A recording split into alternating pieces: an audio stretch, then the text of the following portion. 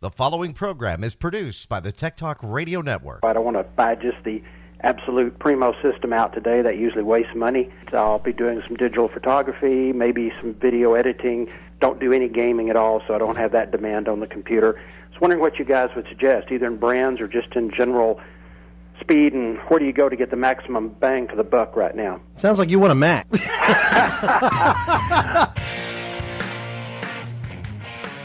Welcome to another episode of Tech Talk Radio.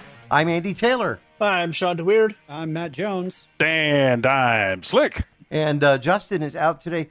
Something about going to the mountains? You went camping or something like that? He went camping, and so far every picture that I've seen of Eric has not shown a pleased face to be out camping amongst the great outdoors. You know, it's hard to convince kids with all the technology we have today that being out in the great outdoors is a fun thing to do. Look, it's a stick. Look, it's another stick. Hey, I really enjoy camping, so I take offense. Yeah. And now, have you taken the kids out camping, though? And do they appreciate the experience? As much as they can for being 3 and 6 months old. Oh, yeah. So, I mean, we took, so I grew up camping, right? My mom was camping when she was pregnant with me. I've been camping my entire life. So we went camping when Caitlin was pregnant with Max. We went camping, so like 3 weeks after Max was born. 2 weeks after Daniel was born. Like, we've been camping. We camp all the time. I'm not anti-outdoors. You're not? How many times have you been camping, Slick? I'm going to say, I think, honestly, that can qualify as camping 2. One is early teens in Albuquerque near the Rio Grande, Boy Scouts. And then once some crew, we went from Power 1450. We went up to, I want to say Mount Lemon. We went up to one of our mountains here. Right. Whatever one we got. It's like a radio promotion for No, we just one weekend, somebody did their last shift day of the afternoon, and we were hanging around somebody's house, and we were like, hey, and even our wives and our girlfriends were there. This was amazing. We pulled this off. We're like, you know what? Let's just go camping. And we took off. Wow. And they let us. Really?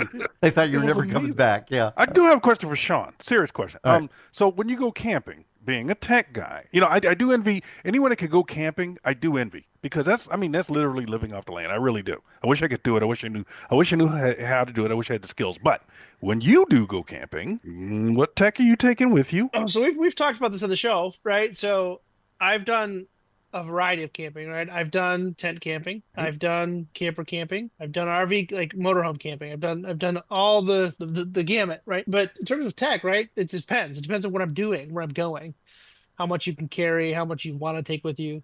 If we're going, like right now, if I were to pack up my camper, the technology I would take with me would be, I have my camera bag with my 2 DSLRs in it, because if I'm going camping, I'm probably going to be shooting some nighttime stuff. I'm taking, my power inverter, so I can be powered and plug it into solar and charge it. I don't have a drone, so I'm not taking one of those. And then I had done this when we went traveling out west, just in case the weather got bad and we were stuck inside. I built my own mobile Plex server on a Raspberry Pi and a 2 terabyte hard drive with a TP-Link mini AP. So it's literally a 2-inch by 2-inch cube that is a wireless access point with 1 Ethernet port in it. So I turn it on, plug in the Pi, boom, Plex server on the go. Not bad. And it all runs off 12 volts. So you get on the great outdoors and you watch content. Hey, I will say, when we went up to the UP, the Upper Peninsula, for those of you who don't live in Michigan, the Upper Peninsula of Michigan, and it rained for like a day and a half, and Max was stuck inside and wanted to watch Lightning McQueen on YouTube, because that's what he wants to watch right now. Yeah. I was able to rip some of those videos from YouTube and put them on my Plex server. Perfect. Yeah. So then I just pull out the iPad, connect to the wire, the TP-Link, and I've got access to all those videos that I've put on there for him to watch. Oh, that's cool. It keeps him entertained. So at least, in that situation. So I take a lot of photography tech with me, right? I'm still pretty heavily into analog film shooting. So I take my Minolta X700 with me. I have my Polaroid camera. I've got probably like 7 cameras that I take with me, right? So yeah. So you're still developing film? I ship it off to Indie Film Labs, which is about $10 to $12 per roll, depending on the type of film you send them. But it has a real different look, Slick. A few weeks ago, we took a look at some of the photos that Shawn had taken, and it just Actually, these are photos you had developed that were, what, 20 years old? I mean, Yeah, or- so there were so I shot a whole two new rolls of film that were probably the rolls of film were probably 20 years old. But then I also had a disposable film camera that had pictures on it from I don't even know when. yeah. And I just shipped that in and they developed it. And that one had been the film had some degradation. I don't know if it was mold or whatever, but they didn't come back looking super great. But the stuff I shot on my Minolta, the two rolls looked really good. And I got some of my favorite pictures from that trip were on that from that camera versus my DSLR. You know, it's funny. If you think about it, though, Shawn, with the pictures that we take with film, it's a different look. You know, now you look at it, AI is going to be able to take that, and you could tell it. You could have AI apply a filter that would say a Kodachrome look, or you know, an early film look. I have a philosophy in my photography that I do. I don't shoot to edit and post. There you go. Right? I shoot to post. Like if I were to put it on the internet, like say shoot to post, I take a picture, I do very minimal editing, right? I shoot in RAW on my DSLR. So yeah, okay, the raw images look pretty flat, right? They're meant to be enhanced by bringing out the contrast, the highs, the lows, a little bit of chroma, you know. But I don't do any other post editing. I have never gotten into it. I'm not good at it because I've never spent the time to do it because that takes away the value of the art to me. AI is taking the human experience out of being a human being. That's my philosophy on AI. There are benefits to AI, but that is, to me, the biggest downfall of this is that the human experience needs to create things. We need to create things. We need to do things that take our mind and put emotion to them and put them on a medium: drawings, photography, art, music, etc., etc., etc., etc. If you start taking that away from people, I don't know what that's going to do. AI hasn't been around for a whole long time, but other things that have taken away creativity from people you've seen terrible things happen. I agree with you, Shawn, but you look at how technology has progressed. When we were shooting film and you would get it processed, and there was an excitement about, you know, opening up and seeing the photos. And then Photoshop comes along, or Corel even. You could do things with it. You could manipulate. And then Wacom comes out with these great tablets to make it easier. And now we're at that stage where, yeah, we've done a lot with that. And there's some great Photoshop artists that are out there that have taken photos that they've shot and enhanced them incredibly using Lightroom and Photoshop. But now we have AI doing it for us. And right. Don't get me wrong. I'm not saying that like digital art isn't a thing. Digital art is a very much a thing, right? You see it in tons of video games. There are a lot of great video game artists and digital artists that have created beautiful and engaging and just amazing content. AI is still taking out the human experience, right? I'm entirely with Shawn on this one. One of the great quotes that I saw the other day was, AI was supposed to make my work and job easier so I could focus on my art and craft, not take my art and craft out of my hands so I could only focus on my job. That's a great quote. Yeah. Send me that quote. Wherever you found it from, send it to me. Because whoever wrote that quote, I want to meet them in person. I want to copy that too. Like, Yeah. It really does, like, you know, in my last job, you know, we had AI starting to roll out on, you know, any vendor software. They were like, well, with our new, you know, Charlotte AI component, it was, you know, I could just be like, hey, do this and that and put these guys in these groups and let me know when it's all done. And that task might have taken me, you know, half an hour normally. I ask it to do it and it's just like, bip, bap, all right, I'm done. That's what AI was supposed to be for. It was supposed to be like, hey, make our jobs easier, make manufacturing easier, take us out of the places that, you know, we're spending 40 plus hours a week at. So I can go camping, I can draw, I can do photos to where we don't have to live to work. Like we just, work becomes a small component of our lives. There was actually the CEO of NVIDIA equated where we are with AI to the next industrial revolution. I think we talked about this last show, is that, you know, the original industrial revolution was because you had, before you didn't have, you know, the standardization of parts. Like people are like, oh, Henry Ford, creator of the automobile. He was not the creator of the automobile. They were already making them in Europe well before that. He was the guy who perfected the assembly line. So every Model T that came off the line was like everyone before, everyone after. He could just crank it out by volume. we are now at the technological equivalency of that with AI. Like, for example, I was applying to jobs today, and my wife was like, hey, I know you normally don't do it. Make sure you do a cover letter. I went into ChatGPT and I was like, hey, here's my resume. Here's the link to the job posting. I need a cover letter.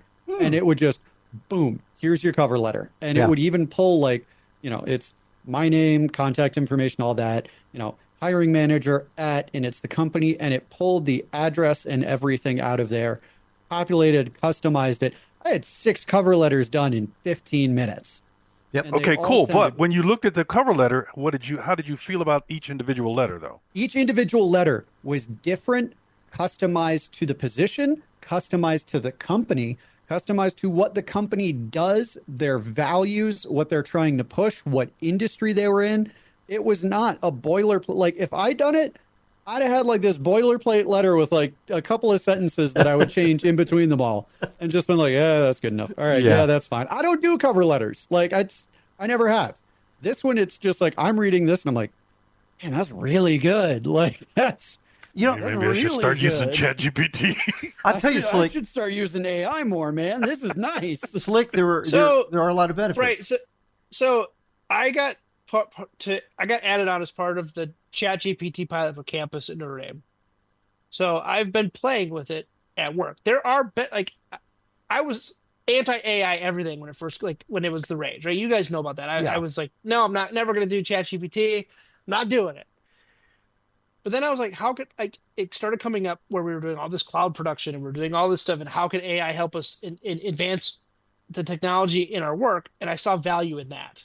So that's where my focus with AI is focusing on how I can use it to enhance my work experience. I am using it on a personal level to do some creative storytelling. Like, I've done it with my Dungeons and Dragons campaigns where I'm taking the audio transcript and generating a short story format, which has been awesome. Yeah. And I've been learning how to properly prompt the ChatGPT to give me what I want, which in turn has helped me prompt it better at getting the things done I wanted to do for work. So using AI has been beneficial to me, but I still am hard pressed to try and do music, photography, other artworks, or just because it doesn't sit well with me. I'll tell you, it's been interesting. And some of you know that I've been working with middle school and high school kids about creating podcasts. And the program has been great. It's worked out really well.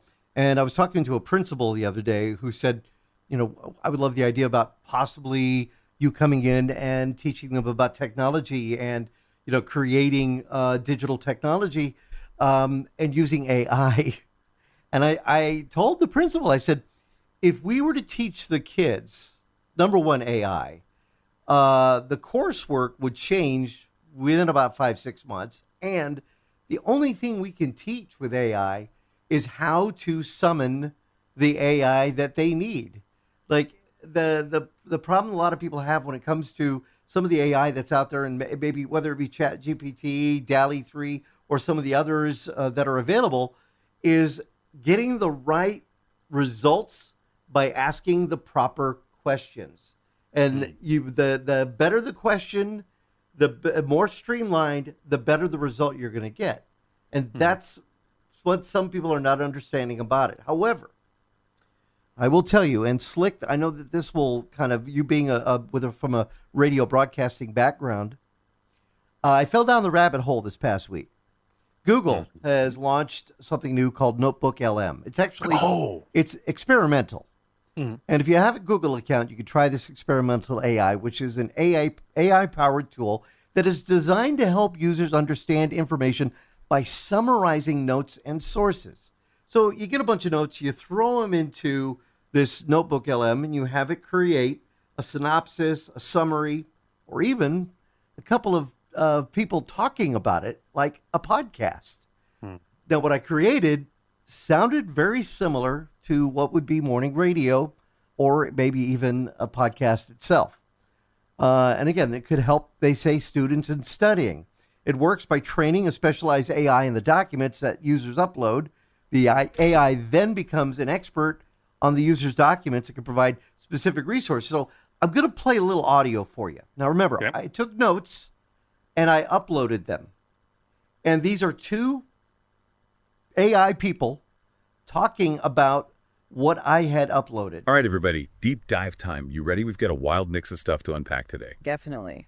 Should be interesting. I was just looking over these news snippets and the event you sent. Looks like we're going to be talking about everything from like ad overload to ad ownership, and then to top it off, a free local event this weekend. Sounds like a plan. So let's jump right in, huh? This first one, this Business Journal's article, right? It says we're hit with, get this, 4,000 ads every single day. Now, remember, all I did was uploaded the story about the 4,000 ads. And that was it. That's all I did. I uploaded a bunch of stories, and then I sent a story about an event that happened Green-eyed today. beauties. What about you, though? What workshops are you most excited about? Oh, man, tough call. But honestly, those computer basics and online safety ones sound super useful, especially these days, you know? No doubt about it. So you listen to the AI. Did that not sound like two real people having a conversation? I from listening to it, the way their cadence was totally not human to me. Really? Right. Now, generally, I would agree with you. This one could have fooled me. Now, because the other ones I could kind of catch. This one could have fooled me. No, that fell firmly in the uncanny valley for me. That it was just, I'm with Shawn. Like the cadences, the pauses, and the breaks were just at those couple degrees off. Mhm. Just like I'm like Now, let me say this behind what I just said. This one could have fooled me, but I wouldn't listen to these two because I don't listen to people on the radio like this already. There are people like this on air already I can't stand, and I don't listen to their shows. I was driving on Friday morning or Thursday morning listening to a show very similar to this. And I remember thinking this when I did this on Thursday or Friday morning. I remember thinking, "Well, that sounds like that show I listened to yesterday." But the pauses to me are what made it give it that little edge of humanity. So I don't know. I mean, we're listening to the same thing, but maybe it is two different things. It was just so creepy. Now, the thing that makes this extra creepy for me is, have you guys ever heard of the dead internet theory? No. Okay, so this is, please, listeners, be aware, I am putting on my tinfoil hat for this. All right. So I'm just going to throw that out there. The dead internet theory started around 2021. And of course, it started with like a 4chan post, which, bastion of good information there. Mm-hmm. But the dead internet theory was basically that actual organic human interaction on the internet has been on a steady decline, replaced instead with bots and algorithmically created content. So that you have no idea, because of the pure anonymity of the internet, for example, 4chan, Reddit, Quora, sites like that, where it's just you pick a username and that's it, that you have no idea whether you're actually interfacing with an organic live human being or a bot created by somebody else. And now we've got this stuff that can create, a pseudo-sounding radio show to go on top of it. I'm just like, oh, this is great. I'm not going to wake up at 3 a.m. with an existential crisis of what's actually real. That's not going to happen at all. Gee, thanks, Andy. I really appreciate that one. So, like, people are like, oh, the dead internet theory is just I'm like, it might have been, but somebody looked at that in 21 and was like, oh, damn, that's like a really good idea. Yeah. You'll never sleep again. I bet if like AI got real and now somebody at Google is just like, oh, yep, yeah, let me just make a product that can do that for you. That's fine. I tested this out by uploading a story from last year about a fireworks festival that happened here in Saurita. And it was just a short little blurb, a press release, and it took the two people talking about the event. Well, what blew me away is they pronounced Saurita the correct way. A lot of people call it Sarita, or they give it a different name, but they actually pronounced it right. And again, that just blew me away. It makes me wonder, in light of radio, and radio is competing with so many different technologies now, radio broadcasting. Slick, I just wonder, you've heard stories about there's one big, huge radio group out there that has had, AI DJs that has been doing that. A radio station that says, well, we serve the market, could take that, upload it, and it could be running on the air. And, some people wouldn't even have any idea that that's what was going on. Yeah, that's sad. That's sad. By the way, Matt, are you awake or are you asleep? Look at the look on his face. I just love that. He's like, what? You're already freaking him out. You're talking about the dead internet. Yeah. When humanity's dead and gone, there's still going to be like podcasts getting pumped out, radio broadcasts going. The aliens are going to show up and just be like, dude, we got to get off this planet. I got to think through some things now. I did not sign up for this tonight. All right, we're going to try Shawn bumped out. We're not sure what happened to his signal. We're going to try and see if we get Shawn back. We do have to take a quick break. We'll be back with more of Tech Talk Radio. I'm Andy Taylor. I'm Matt Jones. And I am Slick. Our website is techtalkradio.com. We'll be right back. Now, back to Tech Talk Radio. So I was talking earlier about, with AI creating the cover letters, things like that. My wife and I have found this awesome dog park. Shout out to Skip Town, Denver. This place is like, it's sandals for dogs. Like they do grooming, training, boarding, daycare, and then they've got this giant open dog park that now also has a splash pad. The whole thing's turfed. There's like 6 attendants out at any time. They have a rule that like no waste of any kind can be on the turf for more than 30 seconds. Oh, wow. So like you'll see a dog like mark a table and somebody's immediately like following right behind, sprays it up. And starting Wednesday, they'll have a full bar. Well, hopefully Wednesday, they'll have a full bar, and they currently have a coffee shop. The reason I bring this up is because that's where I've actually been working out of for like the past week. We'll get up, load up one of the dogs, and we'll take them and just let them go play for like 3-4 hours. Cool. That's also why I bought my MacBook Pro. So I had something to do that with. But I discovered when I was there after like the first trip, I was like, one monitor, the nerd that I am, does not cut it. Mm-hmm. So I had mentioned that to Lee, and because Google is ever present and always watching, I had an ad targeted to me a few days later, and I just got the product over the weekend, and it's called Monduo, Monduo. All right, Monduo.com. Do you have a website, or is it Monduo.co? All right, cool. And it comes in 2 versions. It comes in a version for 14-inch laptops and a version for 16-inch laptops. Monduo is short for Monitor Duo. So it's a little thicker than the current MacBook Pros, but it basically, you fold it open and then it like expands a bit and then clamps onto your monitor screen. You plug in 2 USB-C cables, and now I have 3 monitors anywhere I go. Oh, wow.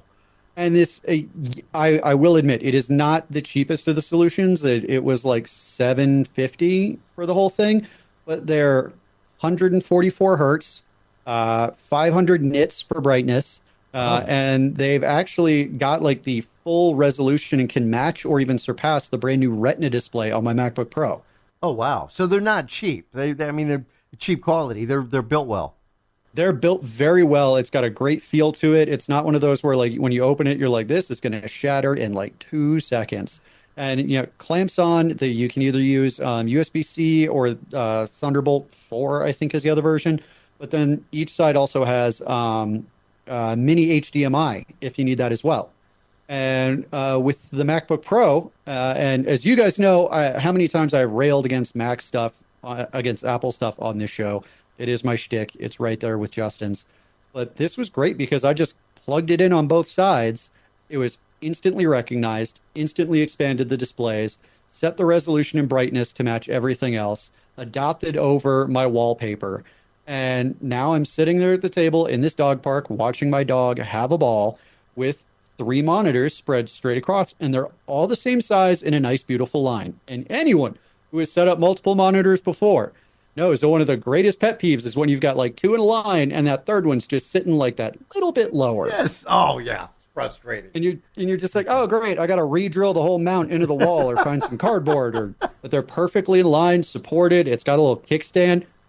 I can do full work remote anywhere now with those 3 monitors. Are the kickstands on back of each of those 2 monitors? Do they have one for each month? Oh, where No, is it? it's just in the middle, and it folds down and then sits in place, and just because you have the clamp providing pressure on the sides, gravity having it at the top, and that little kickstand is just a little bit of extra.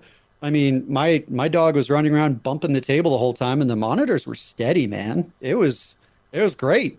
Can you move them back and forward with that kickstand? Can you adjust how how far back it leans or how close it comes?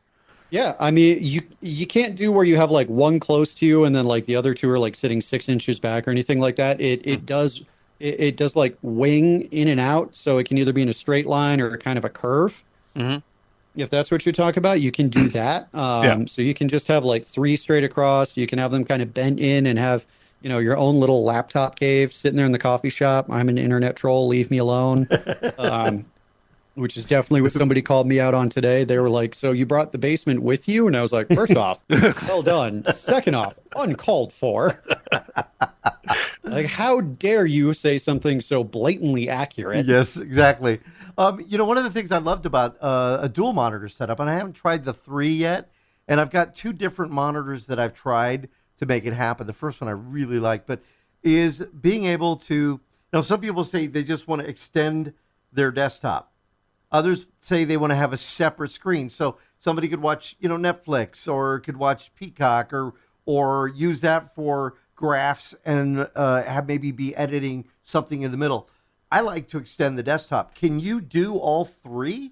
So you have a left screen, middle screen, right screen. It's all one big gigantic desktop that you could move back and forth. I mean, that's how it's set up when I plugged it all in. It doesn't read it as one unit.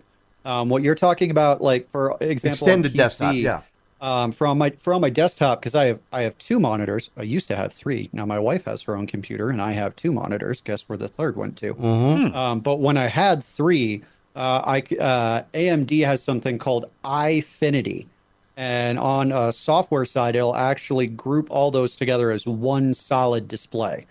It doesn't. I would have to tweak around because that's more of a software thing on the Mac side, but it does. You have monitor 1, 2, 3, and I can seamlessly drag between all 3 of those windows like it's nothing. Now, you're using a 14-inch MacBook. I know on the 16-inch MacBooks, they have on each side, left and right, they have 2 USB-C ports. What do you have the same? I have the same, but the Monduo comes with a short USB-C or Thunderbolt. It's the same bloody thing. They have a short cable and a long cable, so you can do I just use the 2 on the left to keep the right side free. So I'm right-handed if I want to plug a flash drive or something in. So I do the long cable from the right monitor looping around, plugging in on the left side, and then the short cable from the left side to the left side, and that still leaves me a free USB-C port on the right side of my MacBook Pro. Are you thinking about getting now like a hub so that you could add more devices? Because that's the thing we're seeing, especially with laptops and mobile devices. You're not going to find a whole bunch of USB-Cs, USB-As, these types of connectors. So maybe a hub to extend your connections and maybe get more? Don't need to, because they have 2 USB-C ports per monitor per side. Oh, wow. So you plug those in, but then you've got almost like a hub on that monitor itself. Yep. Okay, now I understand the price, too. I was looking at that thing, and I was like, ooh, well done, Google ad algorithm. Yeah. I'm going to give you the W on this one. Like, you are creepy, but today you succeeded. Very, very well done. That is good. So I wanted to share with you, too, that today was the last day for my Android venture going to the Google Pixel 9 XL, the Pro 9 XL. And, I was told if you're going to return it, you have 15 days. Today was the day. And over the weekend, I made sure that I got the heck use out of it. I was using the AI on that, and I was comparing it. So I'd have, my iPhone sitting next to it, and I'd ask a question to the Google AI, which is Gemini, and it would give me a really great answer, concise, the info I needed. I would ask Siri, and it would pop up a little screen, not even repeat what I was asking, and I'd have to read it if I wanted to. And Slick, I don't know about you, but when you're doing a radio show and you're doing show prep, sometimes you just blurt out, hey, tell me this, and it gives you the answer. I don't want to have to pick up the phone and read it and the whole bit. The other reason, this is going. The call screener. Apple, Apple does not have a call screener, at least right now. I don't know if they do with the new 16, but the call screener in this is great. I've been using it and I love it. You can push a button, it will screen your call for you, and then you could ask, can you give me more info? Or you could pick up that call, or you could send it to voicemail. So better assistant features, call screener. I will say that the pics are okay with it. The Apple, I kind of liked a little better. The pics in the video. It takes a little while to charge as well. And the battery life of the iPhone 14 Pro Max seemed to be a bit longer than the Pixel. I had to buy a case for this today, and I ended up getting this Taurus magnetic, and it has a kickstand on it. So you can kickstand your smartphone while it's, on your desk, or even lay it sideways in landscape mode.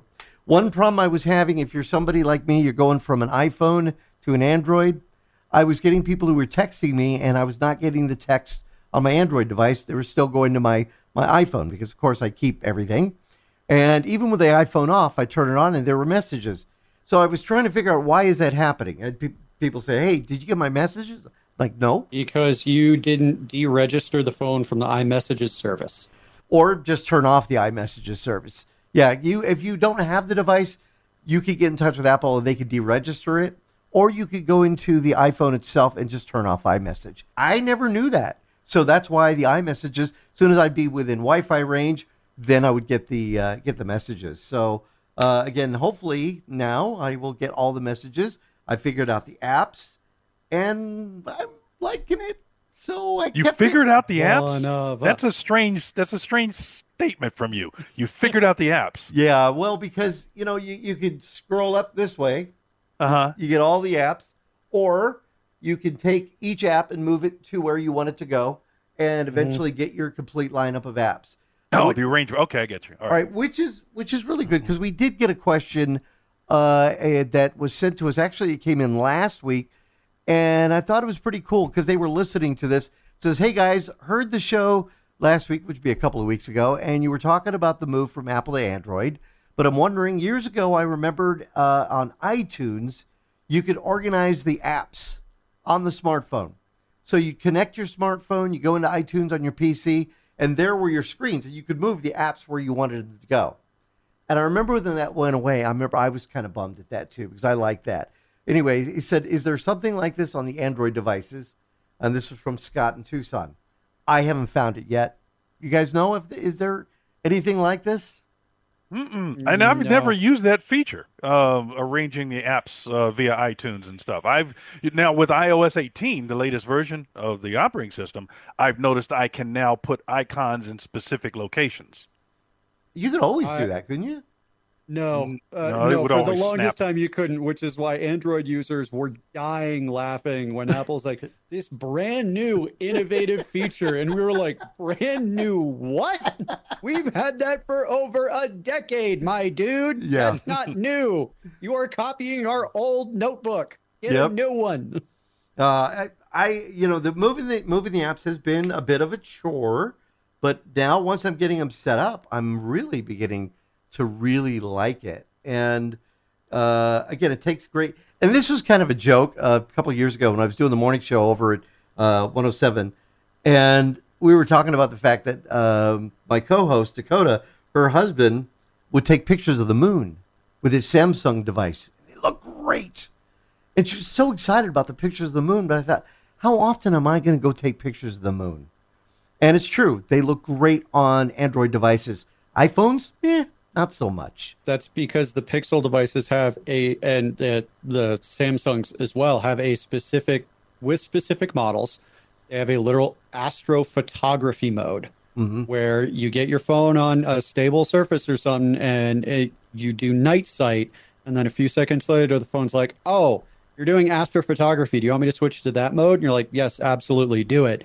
And you can take amazing astro pictures with that. Absolutely. It blew my mind the first time I did it. Now, Scott in Tucson, one thing you can do with the Android device, if you're thinking about it, is easily connected to your Windows 11 PC. If you've got a Windows 11 PC, you can get your text messages on your computer. You can get your phone calls connected on your computer. You could read your mail messages. So again, that's something to take a look at. And I went ahead and set it up, and I was like, okay, that's kind of cool. I do wish you could organize the apps that way, but no, it looks like that's something that went away some years ago. That's Microsoft Phone Link, I think it's called. Yeah, Phone Link It is what it is. You've got that for Windows 10 as well. Oh, Not okay. just 11, it's also Windows 10. The other nice thing about, yes, the initial setup, getting your apps where you want them, everything like that, it's a pain. I'm not going to disagree. But once you have that done, when your phone does its backup, all those positions, everything like that, are saved as part of the backup. So say that phone had an unfortunate accident with gravity or something, or a drink got spilled on it and it got fried. You get your new one, sign in your Google account, says, hey, do you want to restore from this latest backup, which it stores up in the Google Drive? Say yes, pulls it all down, apps go in the same places. You only have to do it once. Oh, I like that. That is good news. Didn't even know about that one. All right, we're going to take another quick break. We got a couple of more listener questions we'll get to coming up with Tech Talk Radio. I'm Andy Taylor. I'm Matt Jones. And I am Slick. You can subscribe to the show. iTunes, Spreaker, TuneIn, Spotify, YouTube Music, and Amazon Music. You got them all. And now, back to Tech Talk Radio. Questions. Oh, we get questions. Oh, we get lots and lots and lots and lots of questions. We don't have the jingle, so I had to sing it myself. That's a good jingle. We could have a AI create one for us. I'll do that for next week. God. It's everywhere. It's everywhere. Matt, you got a question that you kind of thought was a good one. Sure. Sorry, just had to reboot from my brain breaking from suggesting we do an AI jingle. Carrie has a question coming in. I think I'm dumbfounded by my Wi-Fi hotspot situation. I've been using my phone hotspot, but apparently my unlimited hotspot is limited, so I run out and can't watch TV. I'm struggling here trying to figure it out. I'm told that T-Mobile has a thingy I would need, but I can't get it. What it is, I'm not sure, and maybe somebody else makes this little thingy that I can buy. Question is, what do I need? Ooh. So this comes across as a two-parter question, but it's actually not. Carrie, what you are talking about is actually something that I noticed with my own cell phone plan the other day. I have Google Fi's unlimited, super duper premium plus, and it lists on there, unlimited this, unlimited that, and then you'll see unlimited hotspot data with a tiny little asterisks. Mm-hmm. And I can never say that word correctly, so I'm hoping I was close enough. Okay. But when you go down and you read the terms and conditions for that, most of them, what they say with their, quote, unlimited hotspot is you get 50 gigs or 25 gigs or whatever your plan is saying you get of, 5G hotspot data.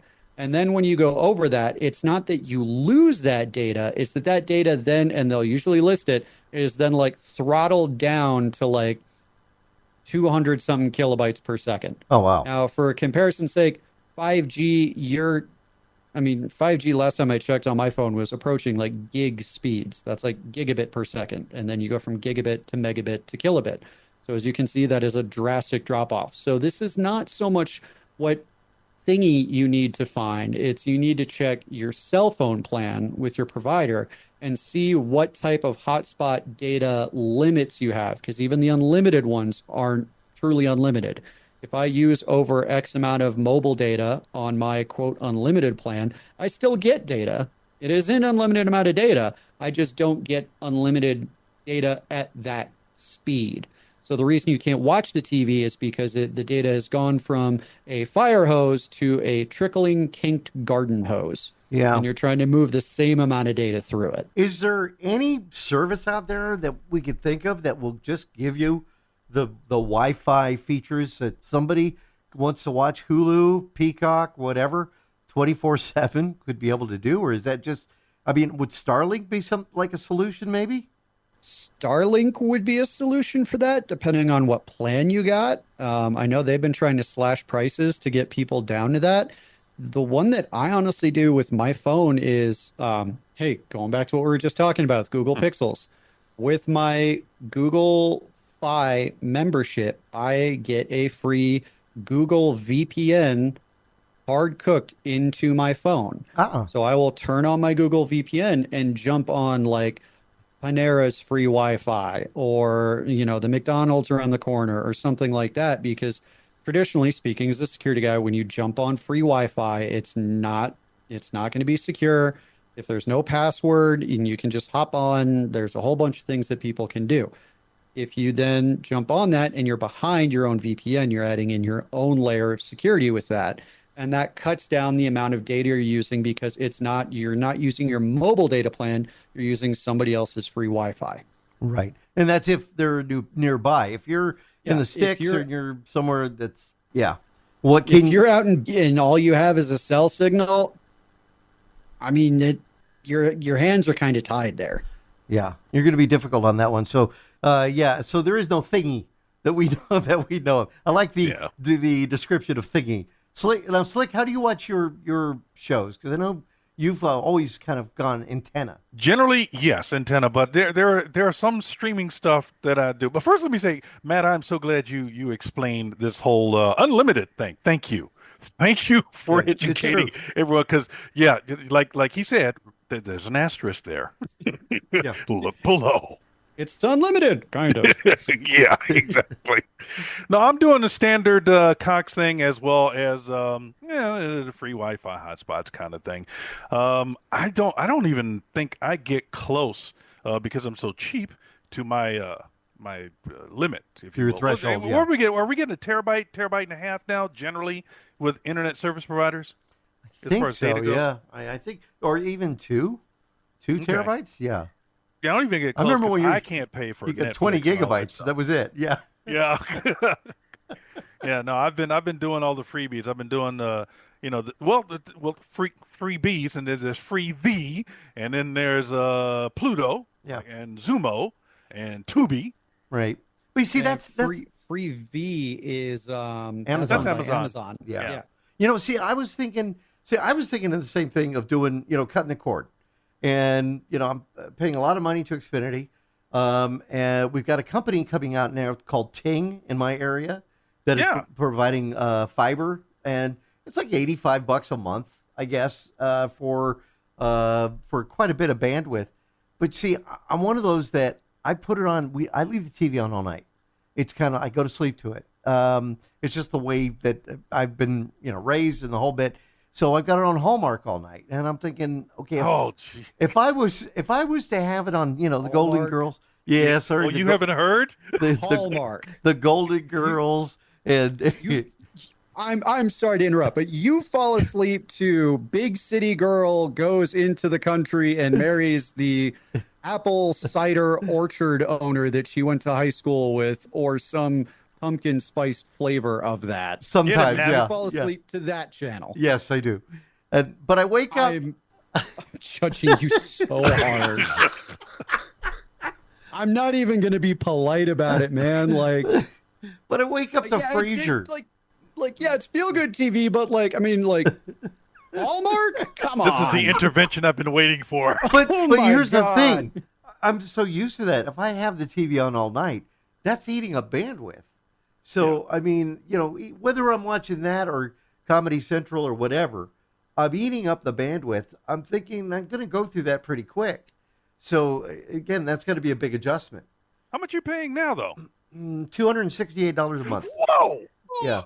And I've got... I pay $65 a month for CenturyLink fiber coming directly into my house, gig up, gig down, and I have no caps. But do you have any television that come with that too? I don't need it. If I want television, I'll sign up for YouTube TV. And that's what I'm thinking. YouTube. And I only sign up for YouTube TV for one very specific time of the year. And that specific time of the year is gloriously called football season. Ah. Yeah, see, for me, it's October on Hallmark because that's when the holiday movies start appearing. Here we go. It's always going back to the Hallmark Channel. Okay, Andy. Can you just see him waving the red flag in front of me, just like Toro? Come on, I know you wanna. So with Ting, I do have a question, and if you can't answer it now, Andy, that's cool because you're considering or just getting started with them. Yeah, considering. I have had meetings with Ting, and Ting was purchased by Tucows, right? Right. Okay, so I'm interested in finding out, later, probably, your experiences with Ting, the features, all that stuff. Yeah, they're basically tearing up the street right now, putting in their fiber. And they've already marked my box. They marked the street. So they're going to be doing that. And they've got an introductory where, first month is free. Then after, I think it's like $85 a month, which is about half of what I'm paying right now, just for the internet. And then you add, if I switch to YouTube TV, I'm saving about $100 right there. So again, and then there's certain deals. That's why I think Xfinity is doing a lot of deals right now, as well as Cox Cable going to be doing deals to bundle services so that you stay with them. Yeah. So you'll get a better deal because you pay Hulu, Disney $16-17, you pay Netflix $17, but that all adds up. It's the new Cox Communications discount. Please don't leave us. Mm-hmm. Yeah. But Andy, I did just check it for you. According to Gemini AI, there we go, looping back to AI and breaking my brain. Right. Ting Internet does not impose data caps on its fiber internet plans, and they do not have contracts or termination fees, as they do not believe in hidden fees. So you can come and go as you please on this? That's what it looks like. And I mean, okay. That's what I have with CenturyLink. I am not locked into a plan. When I signed up, I got a price lock for life guarantee that as long as I'm there, it is $65 a month. Now, CenturyLink has started changing over to Quantum. I have not gotten looped into that yet, but from people in my neighborhood who've cut over saying it's the same thing. It is just, it's splitting off. So Quantum is the fiber business, and CenturyLink Spectrum, that's the other side of the house. Right. But yeah, it's $67 a month. Come and go as you please. No data caps. The only thing that I hope they change is the way that your modem authenticates to the device, to like the network, is this technology called PPPoE. Right. Yeah. Where your stuff comes into your house with a VLAN tag, and setting that up for like your own firewall and stuff is like, there's a point where it's like, I got to call in, I got to get my password, I got to break this drywall with my forehead. Like I will eventually get this working. And then, 3 beers and 6 hours later, you're like, you know what? Their router's not that bad. That's fine. That works. I'll just throw in some access points in the house and call it a day. I'm done. That's the thing with the cable companies, the nickel and diming. And I have friends at work for the big cable companies, and I've appreciated the service, but the nickel and diming, you want a DVR box, you're going to pay for that for each box you have. That's also a converter. Oh, you also got to pay for the service for the DVR. You got to pay taxes to the city. You got to pay a sports tax, even though you maybe don't watch any sports channels. There's a lot of little things that when you look at your bill and you break it down, you just say, wow, it's just a little crazy. And from what I understand, you go YouTube TV, you don't pay for that DVR service. It's part of the YouTube TV, feature. And you get local channels as well. Now, I don't know. Really? Oh, mostly you get your local channels. Oh, well, now what's going to be better? Hulu TV that does local as well, or YouTube TV? Here's my problem, because now that there's MeTV Tunes, right, and that's on channel 4.4, right, I want to. The service I will consider will give me all of my digital subchannels, or okay. I don't want you, because I've got to have MeTV Tunes. All right, got to. There you and go. Scripps News. Well, Scripps News I can stream. Right. So I don't know. My main thing would be, do you get Fox 11? Because I'm on Fox 11. I want to record my stuff on the DVR. I mean, I'm pretty sure with YouTube TV that you can just check it before you sign up. Yeah. And the other thing is, if you sign up for YouTube TV, you get a 7-day free trial. Right. I got 2 weeks. I got 7 days because they caught me leaving and coming back and leaving and coming back, and they were like, "Listen, man, either commit to the relationship or break up with us." And I'm like, "I will commit to you. I will commit to you from August through February, and then we're done." But that's the other great thing is YouTube TV now also has NFL Red Zone and NFL Sunday Ticket. Perfect. Can actually bundle those together as my team is not in town. My wife's team is on the other side of the country. I was like, oh, so we can watch the Raiders-Ravens game and fight here instead of at like a sports bar. That's so much better for everybody.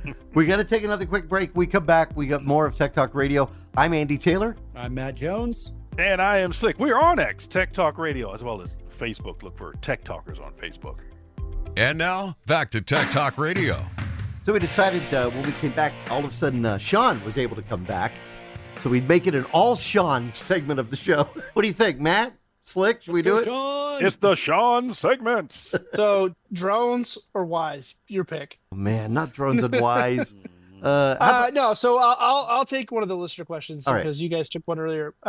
Mikey sent us a note via Facebook asking, is a 4-core 3.4 gig processor faster than a 14-core 2.4 gigahertz processor? Ooh. He's getting a system together to create some music and wasn't sure what to think. Ooh. So that's a loaded question Yeah. because one is fast in its own right and the other one is fast in its own right also. So you have to look at it like this, right? You have 4 cores. If you have 4 cores, there are 4 lanes. Think of it like traffic lanes, right? There's more traffic can go across those 4 lanes, but they can go at 3.4 gigahertz speed. So they go at a higher speed, yeah. So if you're doing a ton of audio editing with tons of instruments and tons of post processing and tons of effects and tons of plugins, right? You're going to jam up those 4 lanes. All right. But if you add 10 more lanes of traffic, but they go slightly slower, you're going to be able to process a lot more information at the same time. It's just you're not going to see too much of an impact from a 2.4 to 3.4 gig. So it all depends on what you're trying to do. Oh boy, creating music though, there's going to be a lot of different things that are going to be a part of that. Right. So, but if I were to pick, I would pick the one with the 14 cores because it's going to allow you to do more across. Like if you have a digital audio, a DAW, a digital audio workstation, and you're running a ton of plugins, Right. this is going to help you not bottleneck your machine. All right, but well, what if you could overclock that 2 point? Because a lot of people they forget about overclocking. If you could overclock the 3.4 or you overclock the 2.4 to make it a 3 gigahertz processor, you'd be in pretty good shape with that one, wouldn't you? Yeah, overclocking the 2.4 probably to 3 or 3.2 would probably benefit you. You just have to at that point worry about the heat. Yep. You have to worry about your cooling. So, Yeah. but hopefully that answers Mikey's question. Opening the floor to you guys to let how did I do? Yeah, not a fan of overclocking, but I will say this because I've dealt with this a little bit in the past.